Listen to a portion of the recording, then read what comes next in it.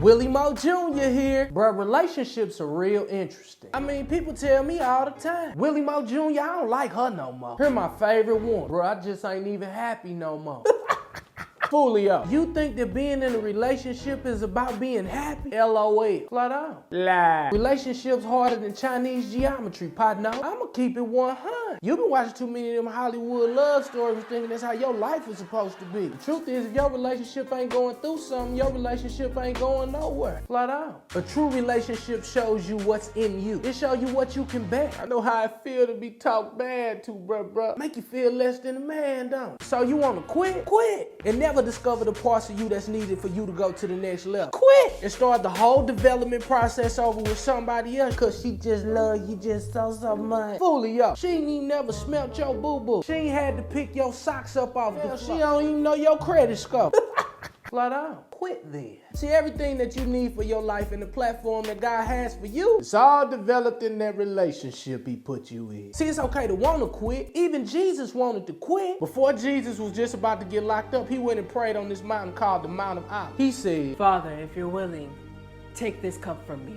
Hood turn. Father, if there's something else I can do besides getting on this cross, please let me know. Jesus wanted to quit, but he did. His next line was superior to all. Yet not my will, but your will be done. And that's the same attitude you gotta take into your relationship. Not your will, but God's will. It's a reason that he has you in this place. You gotta work on that attitude. He ain't finna let you be the president of this billion-dollar company and you still got attitude problems, get the whole company lawsuit and fired. No. He gonna make sure that you check your attitude when you're going through all types of hell at home. Fix it at home, he can give you the platform. Remember, the man who wins most of the arguments loses most of his friends. Shh.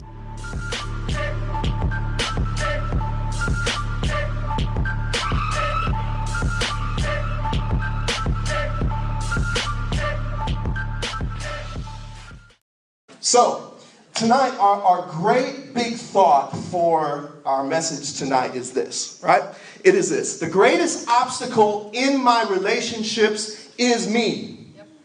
I've got issues. Now, before we start talking about any other type of relationships, any type of kind of relationships, we got to settle this up front. And this can be difficult in some regards, but we're just gonna go in. So to help us with this, I want you to say this out loud, right? Just say this line. The greatest obstacle in my relationships is me. I've got issues. Right? Yeah. And isn't it true that when it comes to relationships and stuff, don't we tend to look outward? It's that person, it's her, it's him, it's them, it's my boss, it's my teacher, it's my parents, it's my kids, it's everybody else. But it's important when we begin to deal with relationships and have relationships on a foundation of God's word and how God wants us to act with other people, that we understand that the greatest obstacle to my relationships is me. I've got issues. I've got issues.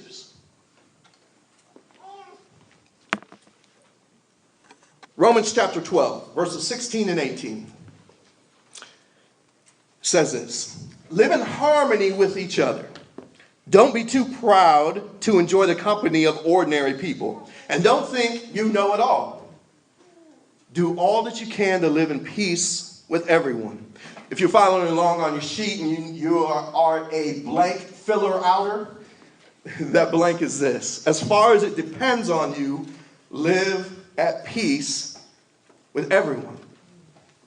Throughout Scripture, and especially Paul's writings, you find tons of phrases, one another, right? And there's a focus on relationships. Yes, we need to do some things individually, but Paul begins to write as extension of God speaking into our lives and saying, you need to be paying attention to those around you, and it's incredibly important. And part of it is, as far as it depends on you, be at peace, right?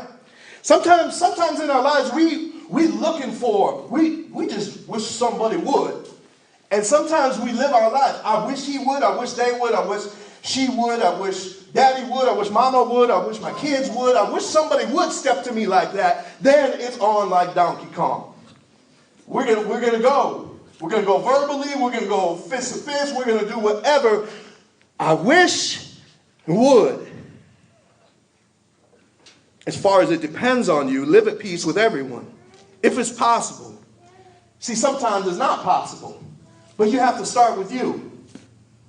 There's been situations in my life and situations where I've had issues with people. I've been upset with somebody. I've been a broken relationship. And it came to a point where I had to take the step and say, hey, yeah, we need to talk about it. And sometimes that's the hardest part, right? Taking the initial step and saying, hey, something funky here. Can we chat? Can we talk? Can we chop up about something? Because something's not right. And one of those situations for me was with a pastor. We had a sharp disagreement. And we didn't see eye to eye at all. And we weren't in public sight going in on each other. But privately, we had some pretty intense conversations, to say it lightly. And there was time where just some ill stuff was said. And I had to go to the extra degree with this man, to go with everything within me, as far as I knew, as much as possible, to live at peace or harmony with him. I had to ask him questions when all I wanted to do was fire on him.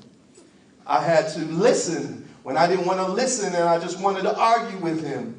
I had to call him up when all I wanted to do was bury it under the rug. I had to go to the furthest possible edge that I knew and what other people of wise counsel were giving me to engage with this individual to try to live at peace with him. We were never able to come to an agreement point, and we had to simply, as best as we could, agree to disagree and go our separate ways. It has to start with you. Relationships, there's going to be trouble in any relationships. No matter how good they start, or maybe how bad they start, there's going to be drama in relationships. And when that drama hits, you need to start with yourself. Romans chapter 12, verse 3 says this: don't think you're better than you really are. Be honest in your evaluation with yourselves, measuring yourself by faith God has given us. We need to assess ourselves honestly. Man, is that hard? Right? That's difficult because we have blind spots. Some of us might know them. Others of us don't. Some of us struggle seeing them. But we all have blind spots. Pastor, I grew up under Pastor David Embrick, has said this, and I've said this many times, some to y'all. He says this: never underestimate your capacity for low self-awareness. Never underestimate your capacity for low self-awareness. Never underestimate your ability to tell yourself a story about yourself. Right? How's that come out? It's interesting working with young kids and then sometimes teenagers. Right now we're about to enter into March Madness, right, for college basketball. And this week is going to be crazy on TV if you're a basketball fan. Or maybe you're into the NBA, you like that type of thing. I enjoy both. And I remember when I was growing up, I thought that I was going to be going to the NBA. Where I grew up was close to where Sean Kemp, those of you who were maybe my age or whatnot, where he grew up, and I had this idea that I was going to join him on the NBA basketball team. Now, mind you, I was 5'6" as a sophomore in high school and still hadn't hit puberty yet. And I'm still having this dream about doing this, and I'm slow on the basketball court. They nicknamed me Pokey because I was the slowest person on the basketball court running wind sprints. the reality did not match up with what I saw myself as. In our lives and in our family, sometimes we push an assessment of ourselves that's not in touch with reality. And I'm not talking about faith. I'm talking about the reality of how God made you. Some basketball coaches in a talk have said this: a typical parent does not have the ability to evaluate their children realistically. Man, it's interesting. My daughter started playing volleyball and basketball. And sitting in the stands and listening to parents sometimes. And some of y'all know, right? We love our kids. We want them to do well. But, man, little boom boom just is not good. We think they're the best. But they're not. And we want the best for them. But maybe they don't need to be doing that. You see it in American Idol. Some of you may be American Idol fans. And you watch the show, and there's times where I'm like, for real, those people, they didn't know that they sang that horribly. Right? Yeah, they can't stay on rhythm. They can't stay not even in tune. They're not even close to a tune. They're just horrible. And I'm like, they got to just be making this up. And afterwards, they're just devastated when somebody finally tells them the truth, that they were not on rhythm, that they could not sing close. You know what? We can grow. There's things that we can grow in and grow in our discipline and anything in life. But when we're not even close, grandmama, granddaddy, uncles, aunties, brother, sister, mama, daddy, whoever was telling them a bunch of lies. And now it devastated them. Be careful in your assessment of yourself. As far as it depends on you, live in peace with everyone. Assess yourself honestly. Number 3, because of sin, we struggle to see clearly. Can I have a volunteer? Anybody willing to volunteer and help me out? All right, come on.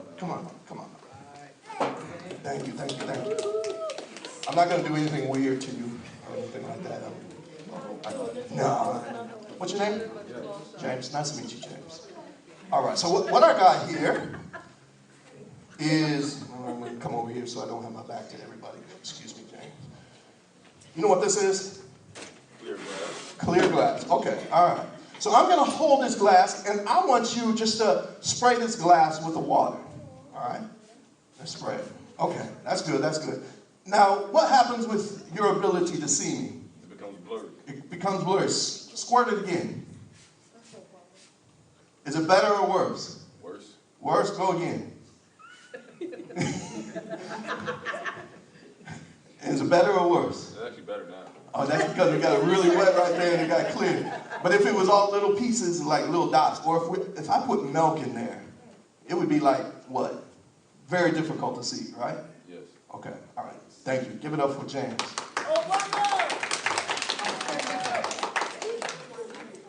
Here's a point. Sin in life has a way of dirtying our lens of how we see ourselves and we see others. Sin that we do and sin that is done to us. Maybe you've been a victim of abuse. And sin distorts your vision of love or of the opposite sex or the same sex or someone who's old or someone who's young or someone who's black or someone who's white, someone who's mixed or someone who has an afro or someone who has beautiful dreadlocks or someone who's bald, right? It has a way of distorting, or maybe in life you have committed a sin and it distorts how you see things. It distorts how you see yourself.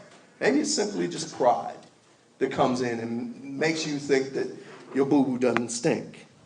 1 Corinthians 13:12 says this: now we see things imperfectly, like puzzling reflections in a mirror, but then we will see everything with perfect clarity. The great preacher, prophet, evangelist and prophet extraordinaire Michael Jackson wrote about the man in the mirror and said, I'm looking at the man in the mirror, asking him to change his ways. Some profound depth in that song. But for us, when it comes to relationships, it's got to start with us. And we have to understand that because of sin, we don't see clearly, or not as clear as what we should. The old adage is, you point one finger at somebody, you got 4 pointing back, depending on how you move your thumb. Right? You have 3 fingers and a thumb. It's got to start with you. In that process, we have to beware of the extremes in our life. Some of you that got into a relationship, maybe it's friendship, maybe it's business relationship, maybe it's marriage.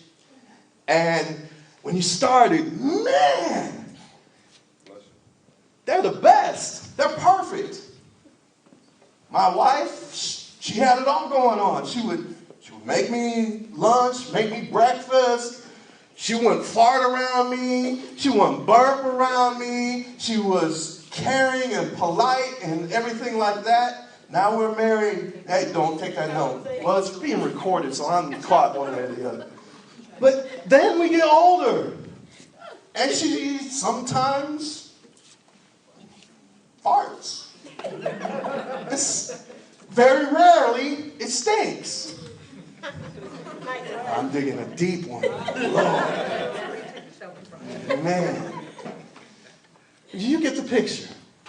Then they you get in the middle of tension in a relationship, and they're the worst person ever. They're the worst parent ever. They're the worst child ever. They're the worst boss ever. They're the worst friend ever. They're the worst husband, wife ever. And we got those extremes. We got to be aware of those extremes and fight them.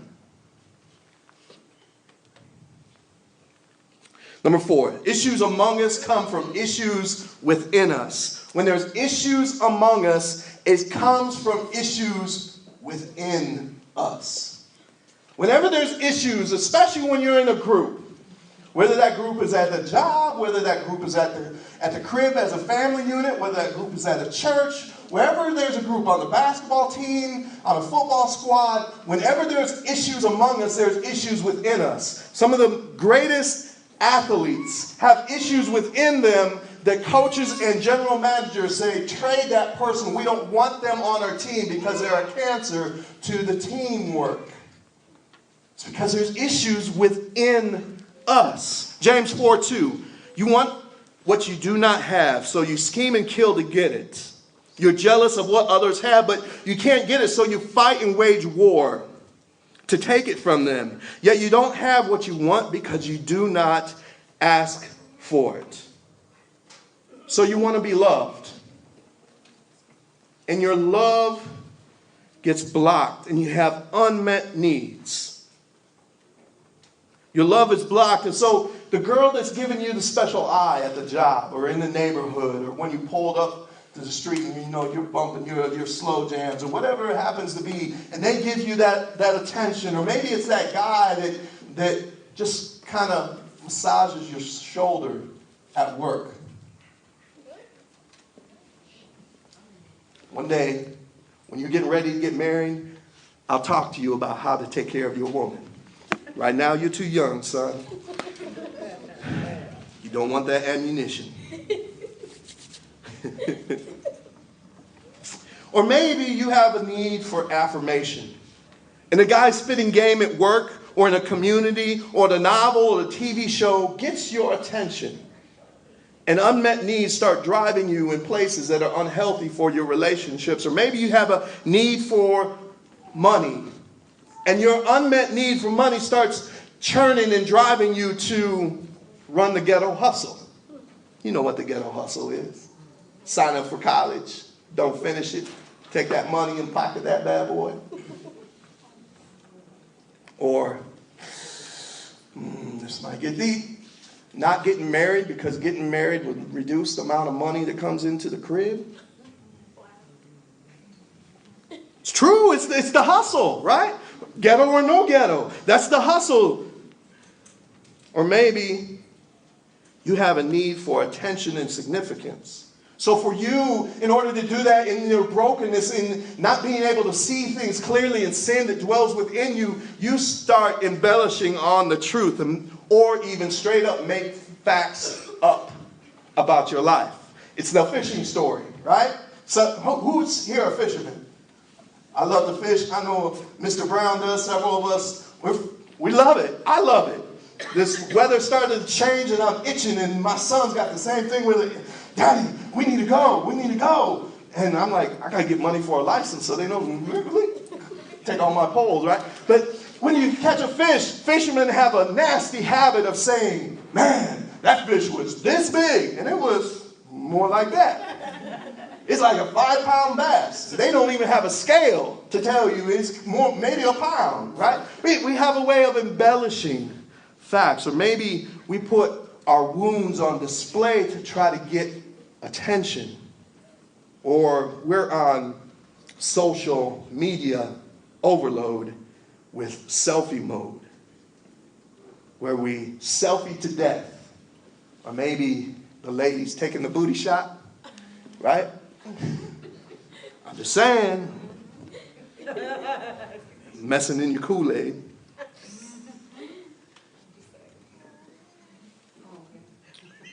We need to pay attention that when we are not seeing things clearly and we're met with unmet needs, we have a temptation to fill them with other things.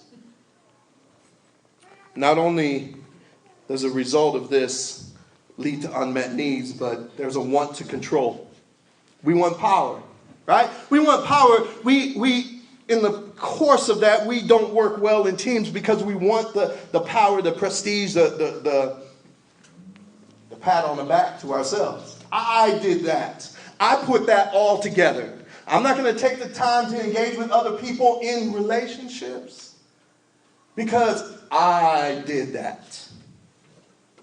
We desire position over influence and dismiss others. Or maybe we want control. We're a control freak. Or maybe we're kind of wired in a leadership way. And, ouch, we minimize all risk and organize every little bit and nook and cranny just to try to minimize everything. And we organize out people.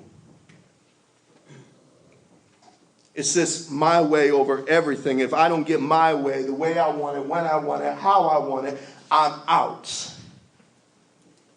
That's where this need to control goes OC.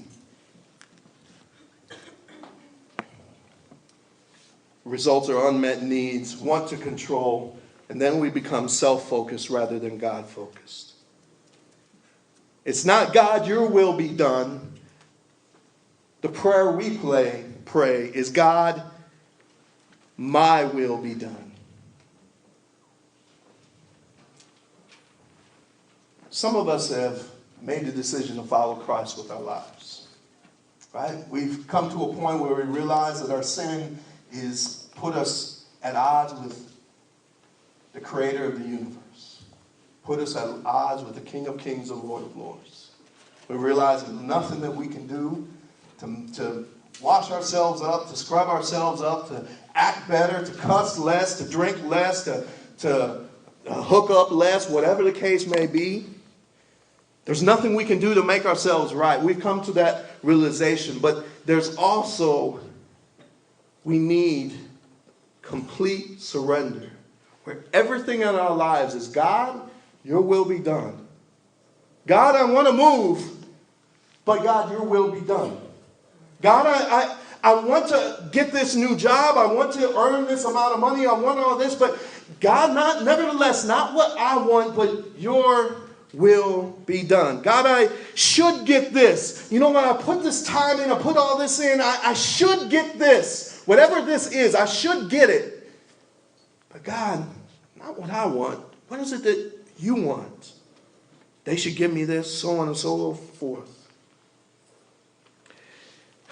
This becomes extremely challenging in our modern times because our modern culture is a culture of entitlement. We are a culture of entitlement that says, I deserve whatever it is that I want. I deserve that relationship. I deserve that feeling. I deserve that money. I deserve that thing. I deserve that clothes. I deserve that popularity. I deserve whatever I want. The reality is the world does not work that way. And the reality is in relationships, when we have entitlement that is raging within us, it is an incredibly destructive force. Because then we end up filtering everything through an entitlement lens. So parents, this is where your role in raising your kids becomes so important, because if your kid is always entitled to that position on the basketball court, that cheerleading position in the best position, that playing time, that exemption from consequences for behavior in school and church and sports, etc. They grow into adults and teenagers and adults that are entitled to position, to things, to relationships, to feelings, to the absence of struggle. And they feel that they do not have to surrender ultimately to the Lord. Parents, our roles. Church, our roles in raising our children, raising our teenagers, raising and challenging each other, is not to be comfortable in this entitlement beast that wants to dwell within us. Surrender your resources, your time, your kids, and so on, to the Lord. Self-focused rather than God-focused. These are things that will destroy relationships. Number 4, wrong motives. James chapter 4, verse 3. And even when you ask, you don't get it because your motives are all wrong. You want only what gives you pleasure.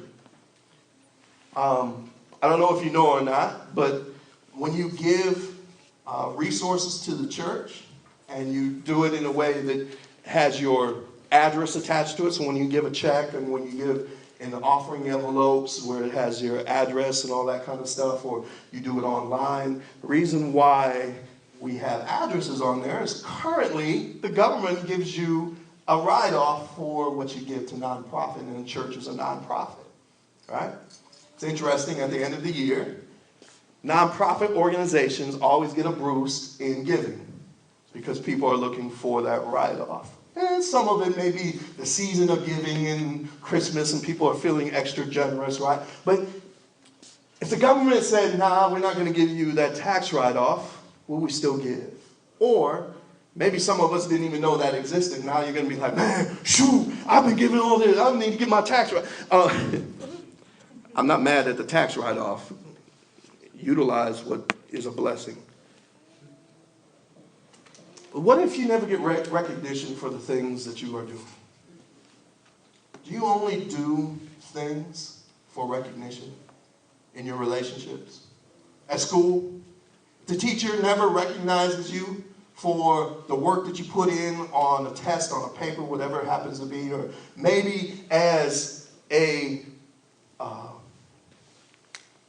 child at home that mom and dad never pays attention to you or what you've done and recognizes you and says certain things that you feel like you want and you need, and you may need it. Does your behavior then change accordingly? Or maybe it's related to a spouse, that if they do this, then I will do this. But if they don't do this, man, I'll put myself on lockdown. Maybe it's in the church. Where are your motives? Last part of that verse says, you only want what will give you pleasure. Our culture is obsessed with pleasure, and we've got to be careful. Pleasure in and of itself is not bad, but what you take pleasure in and to what degree is very dangerous. Jesus said, come take up your cross and follow me. That's not a pleasurable experience. Jesus' call to our lives to follow him, in essence, is a call to come and die. Maybe not physically, but die to all the things that we want to do, and what Christ is offering in return is life that is far more than anything that we can manufacture in and of ourselves. If our number one goal in life is what makes me feel good, we will never achieve real happiness, real peace, and a real sense of knowing who we are. Because we will always be searching for the next thing. We'll always be searching for the next orgasm, the next high, the next money wad, the next relationship, or whatever we can mine out of that relationship or pimp to get us power, prestige, sex, whatever it happens to be. If pleasure is the number one thing we're searching on, it's an endless well. There's something always better. So what's the remedy? Simply, we need to invite God to examine our hearts. God's Spirit, when we receive Christ as Savior, dwells within us and is consistently sharing with us, convicting us of sin. But even in the Psalms, David said, God, search my heart. Shine a flashlight in the crevices and show me anything that is off. What's wrong in my relationships? What's wrong in my motives? What's wrong with my pursuits? God, examine my heart. There's something, it's interesting as a DJ, right? As a DJ, when I'm spinning at events, sometimes you get rappers, right? They come up, and we'll pretend this is a CD, come up, and I'm in, right? I'm getting down, I'm trying to focus because I got another record I'm trying to play on. I want to move the crowd, whatever. And they're trying to get me their CD. Like, oh man, I'm like, when you're rapping, I didn't come up and say, yo man, can I give you my mixtape? I don't do that. But sometimes, I've gotten tons of CDs over years. Sometimes I don't even listen to them because I'm like, yo, homie took a CDR and wrapped it in a napkin and handed it to me and wants me to pay attention to this demo that he recorded. I'm like, yo, man, put a little more creativity in your craft. But the other thing is, some people won't even ask you, how is it? They don't want the feedback. Now, I get it. There's times I'm scared to death. There's some DJ friends of mine, I was working on some stuff, and I was like, should I send it to them? Because they're out on tour and doing all this stuff. They're going to shred it. And I was like, okay, well, I need to do it because I need feedback. I need people to see better than what I can see of myself. And so they're giving me feedback. Sometimes we never ask the question, and God wants us to ask him, examine my heart. But there's another step, right? Because sometimes we get feedback from whether it's our spouse, whether it's our friends, whether it's our parents, or whether it's our children, our bosses, or whatever, and we ignore it.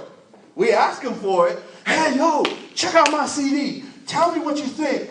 And you get the answer like, man, yo, you can't even rap on cadence or I wouldn't be that mean, but you may need to work on your cadence, or you may think maybe you should just go into a production because you're not good. I one time tried to rap publicly, and it was very, very, very bad. So very embarrassing. Girlfriend at the time was up. She was like, yeah, the beat was going. And then I started rapping, and she went like this and sat down. Oh. We need to invite God to examine your heart. Then we need to allow God to do the surgery in our lives.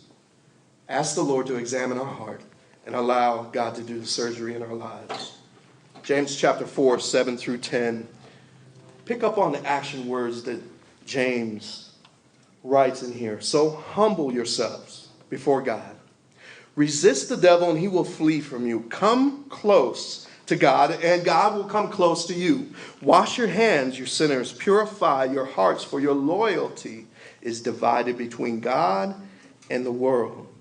Let there be tears for what you have done. Let there be sorrow and deep grief. Let there be sadness instead of laughter, and let gloom exist instead of joy. Humble yourselves before the Lord, and He will lift you up. Relationship battle starts with you.